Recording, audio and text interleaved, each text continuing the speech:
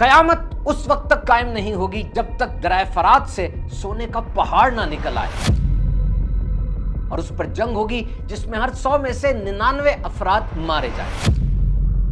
हदीस पाक में आता है, मजीद मजमून कुछ इस तरह है कि करीब है दरिया फरात खुश्क होकर सोने के ज़खायर जाहिर कर दे और तुम में से जो मौजूद हो उसमें से ना ले। अच्छा, यहां जो सोने के पहाड़ का जिक्र किया गया, इससे मुराद अलामती सोना है, कोई सिंबल है सोने जैसी कोई चीज? जैसे लोग कहते थे जनाब दज्जाल और याजूज माजूज कोई चीजें नहीं है, कोई बंदे नहीं है, बल्कि ये बदी की कुव्वतों के नाम है, सिंबल्स हैं। ऐसा नहीं है, दज्जाल बंदा है और याजूज माजूज ढेर सारे बंदे हैं, ये हमला कर देंगे, सब पे कब्जा कर लेंगे और उड़ा के रख देंगे। तो यहां पर सोने से क्या मुराद है, अलामती या एक्चुअल? वैसे एक बात मैं आपको बता दूं, आज के इस दौर में जो ऑयल है इससे ब्लैक गोल्ड कहा जाता है, और जो दरिया फरात की बात हुई यूफ्रेटिस रिवर की, ये ना तुर्की से निकलता है, शाम से गुजरता है और इराक से होता है दजला में जा गिरता है, और ये वही जगह है जहां से इतना ढेर सारा तेल निकला और जहां आज जंगें हो रही हैं और आलमी ताकतें यूएस, रशिया, चाइना का ये इलाका मरकज बना हुआ है। और एक और इंपॉर्टेंट बात आज की वीडियो में आपसे डिस्कस करूंगा कि जो कहत आता है, फेमिन आता है, 1859 से लेकर 1900 तक बड़े सगीर के इस एरिया में 24 बड़े कहत आए, खाना खत्म हो गया और तकरीबन 1.5 करोड़ अफराद मारे गए। तो अभी जो ये खबर बहुत ज्यादा फैल रही है कि ईरान यूएस वॉर की वजह से अब शायद 25वां बड़ा कहत इसी बड़े सगीर के एरिया में, यानी इंडिया, पाकिस्तान, श्रीलंका, बांग्लादेश जैसे एरिया में आ सकता है, और शायद ये उन 24 से सबसे ज्यादा बड़ा हो। इसमें क्या हकीकत है, आज की वीडियो में हम जानेंगे।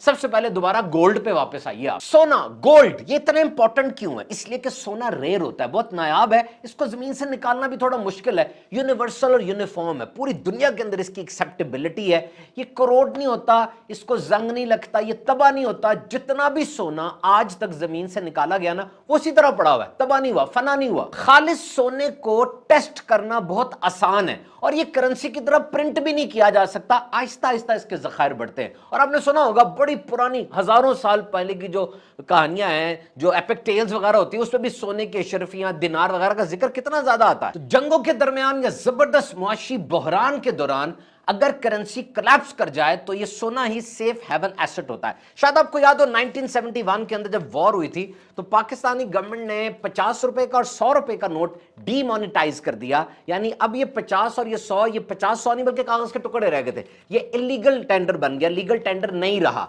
तो अब ऐसी सूरत में जब ये कागज का टुकड़ा जाया किया जा सकता है, ऐसे वक्त में गोल्ड रिजर्व वो मजबूत और सब्सटेंस होता है। गोल्ड 3 तरीके से होता है, एक सेंट्रल बैंक के पास होता है, ये यूजेबल एग्जिस्टिंग एसेट गोल्ड के होते हैं जो सेंट्रल बैंक के पास होता है। नंबर 2, ये ज्वेलरी की सूरत में, जेवरात की सूरत में होता है। नंबर 3, ये कॉइन्स की या बार्स की सूरत के अंदर मौजूद होता है। इसके अलावा गोल्ड का इंडस्ट्री यूज भी है, इलेक्ट्रॉनिक अप्लायंसेस में गोल्ड इस्तेमाल होता है, स्पेस में और मेडिकल की चीजों में, क्योंकि एक तो उसको जंग नहीं लगता जैसे मैंने पहले आपसे कहा, और फिर इससे बिजली बड़ी अच्छी गुजर जाती है। अब ये 5000 रुपीज जो है, ये तो कागज का एक टुकड़ा है, इस कागज के टुकड़े के पीछे गोल्ड के रिजर्व होंगे। 1971 तक फिक्स्ड फिड्यूशरी सिस्टम के तहत करेंसी इशू की जाती थी, यानी हर 5000 के पीछे 30 या 40% सोना वो सेंट्रल बैंक अपने पास रखता था, क्योंकि तो कागज का टुकड़ा है, इसके पीछे वो सब्सटेंस सोना होगा तो इसमें मजबूती या ये ताकत इसमें आएगी ना। लेकिन अब फिक्स्ड फिड्यूशरी सिस्टम खत्म हो चुका है क्योंकि सोने के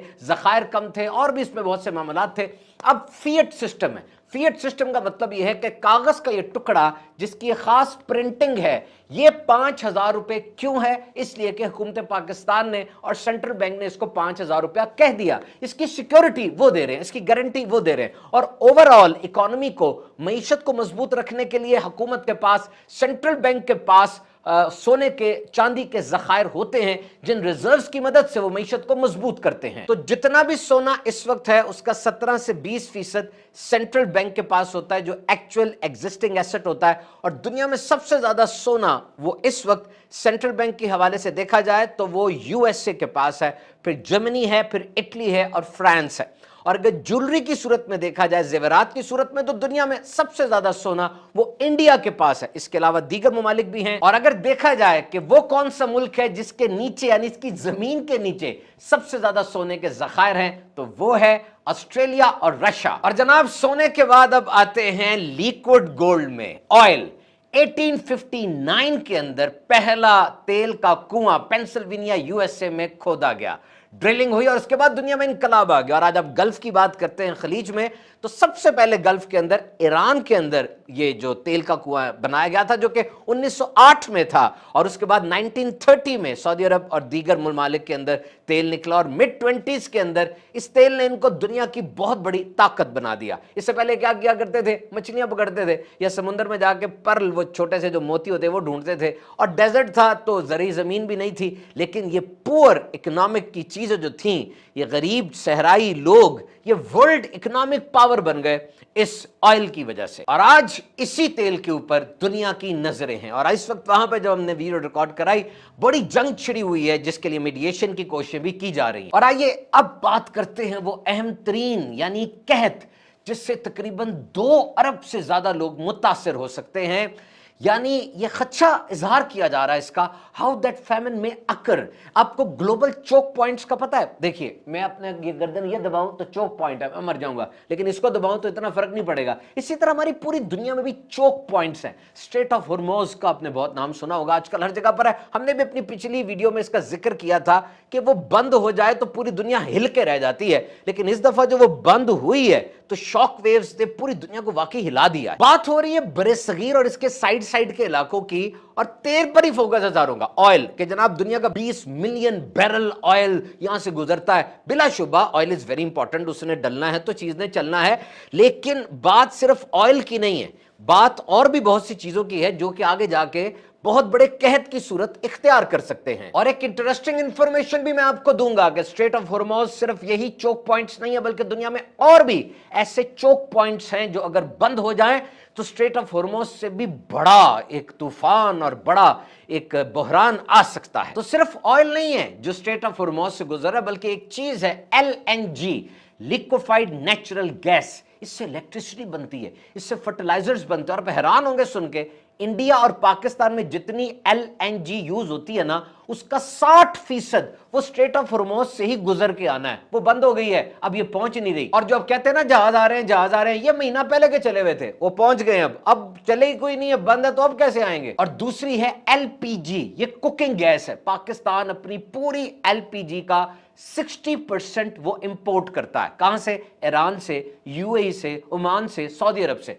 और ये सारी की सारी स्ट्रेट ऑफ हॉर्मोज से ही आती है, और अब वो स्ट्रेट ऑफ हॉर्मोज बंद है। अब LPG, LNG और ऑयल का बहरान तो मैंने आपको बता दिया। जिस वक्त मैं वीडियो रिकॉर्ड करवा रहा हूं, पाकिस्तान में लीटर तेल की यानी पेट्रोल की कीमत 366 रुपीज हो चुकी है, जो कि बहुत ज्यादा है। ऑब्वियसली वो कंट्रोल में नहीं है, इंटरनेशनल मार्केट्स को देखकर उसको ऊपर नीचे किया जाता है। लेकिन बात सिर्फ तेल की नहीं है, बहुत सी और भी अहम तरीन चीजें हैं जो कि स्ट्रेट ऑफ हॉर्मोज से गुजरती है। और उसमें से एक अहम तरीन चीज का मैं आपसे जिक्र करूंगा, और वो है फर्टिलाइजर यानी खाद। इन जंगों की वजह से समुद्री रास्ते बंद हैं, और समुद्री रास्ते बंद होने की वजह से फर्टिलाइजर यानी खाद इन मुल्कों तक नहीं पहुंच रही। अगर हम मोटी मोटी बात करें, सिर्फ इंडिया और पाकिस्तान की, दोनों ही एग्रीकल्चर कंट्री समझे जाते हैं। 20 to 25% GDP इनकी एग्रीकल्चर से आती है, यानी इनकी पूरी पॉपुलेशन, पूरी आबादी का मेजर हिस्सा वो फार्मिंग से, ज़राअत से वाबस्ता है।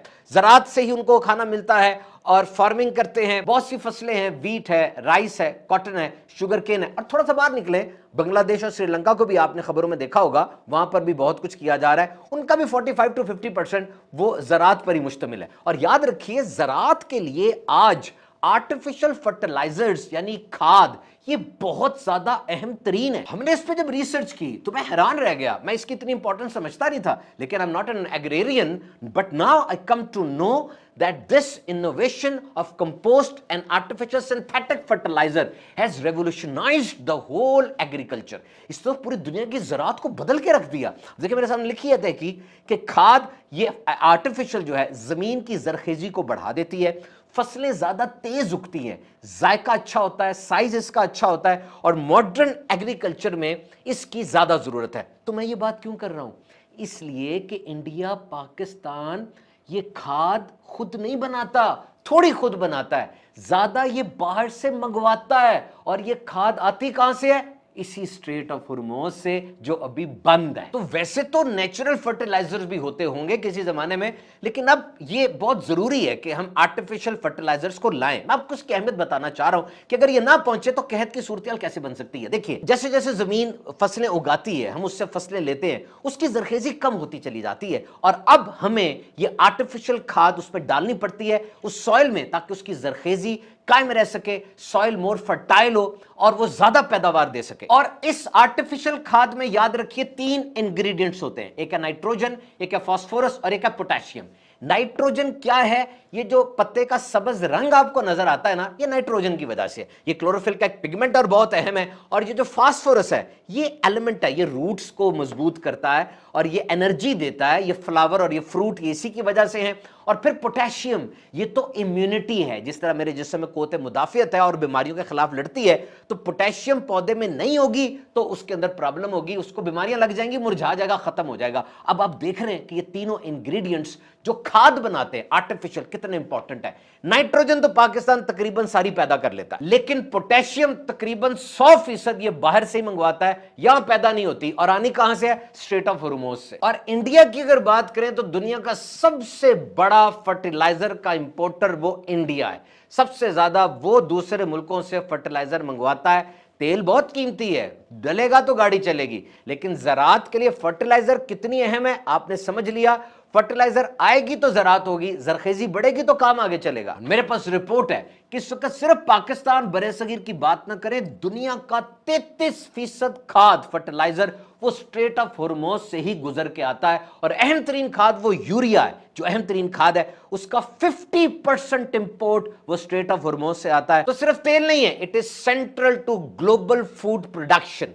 ये पूरी दुनिया का जो फूड प्रोडक्शन है उसका एक सेंटर है। और एक तो ये है ना कि हमने खाद बाहर से मंगवानी, और एक बड़ा सिंपल सा तरीका है, आप भी कहते हो इतने बड़े बड़े मुल्क हैं, अपने घर में बना लें, तो घर में बनाने के लिए LNG चाहिए, लिक्विफाइड नेचुरल गैस, और वो भी तो बाहर से आती है। तो जनाब खाद नहीं होगी, ज़राअत रुक जाएगी, ज़राअत रुक जाएगी तो कहती आना है और क्या आना है। हाँ, आहिस्ता आहिस्ता ये काम होगा, तब तक हालात बेहतर हो जाएं, लेकिन चीज गलत तरफ जा रही है। और ज़राअत और फर्टिलाइजर का ये हैरान कुन लिंक याद रखें। अगर किसी मुल्क में एग्रीकल्चर बढ़ती है और वक्त के साथ साथ तरक्की तो होती है, अगर आपकी ज़राअत सिर्फ 5% बढ़े ना, तो दूसरी तरफ खाद फर्टिलाइजर की कंजम्पशन वो 285% बढ़ती है। यानी आपने 285% बढ़ानी है खाद, तब जाके सिर्फ 5% एग्रीकल्चर बढ़ेगी। और हुकूमत की पॉलिसीज के अंदर ये बड़ी जबरदस्त पॉलिसी है कि फर्टिलाइजर में किसानों को सब्सिडी दी जाती है। पाकिस्तानी गवर्नमेंट भी इस वक्त बहुत ज्यादा सब्सिडी दे रही है। उस खाद को बनाने के लिए जो चीजें इस्तेमाल होती हैं उस पर भी सब्सिडी दे रही है। सब्सिडी का मतलब ये होता है कि अगर 100 रुपए की चीज है तो गवर्नमेंट अपने पास से 50 रुपए दे देती है, आपको सिर्फ 50 देने पड़ते हैं। जैसे इस वक्त जब मैं वीडियो बना रहा हूं, पंजाब के अंदर जितनी पब्लिक ट्रांसपोर्ट है वो फ्री है, तो वो पैसे कहां से आ रहे हैं? जारी बात है, ट्रांसपोर्ट चल रही है, BRT बस चल रही है तो पेट्रोल लग रहा है, अगर ट्रेन चल रही है तो उसकी इलेक्ट्रिसिटी लग रही है, वो पैसे फिर हुकूमत खुद से देती है ताकि आवाम के ऊपर परेशानी कम हो सके। तो इसी तरीके से जो ये फर्टिलाइजर्स होते हैं इसकी सब्सिडी गवर्नमेंट देती है ताकि किसानों पर कम बोझ पड़ सके। और अरबों खरबों रुपए हुकूमत किसानों की फलाह बहबूद पे लगाती है। और ये याद रखिएगा कि खाद यानी नाइट्रोजन, पोटेशियम और फास्फोरस ये जमीन में बार बार डालते रहना बहुत जरूरी है, वरना खाना नहीं आएगा। ऐसा वक्त आया 1800 के अंदर जब खाना ही नहीं पूरा पड़ा पूरी दुनिया के बंदों को, और जब ये खाद वगैरह नहीं थी, world ran out of food, दुनिया में खाना खत्म हो गया, आबादी बढ़ती गई।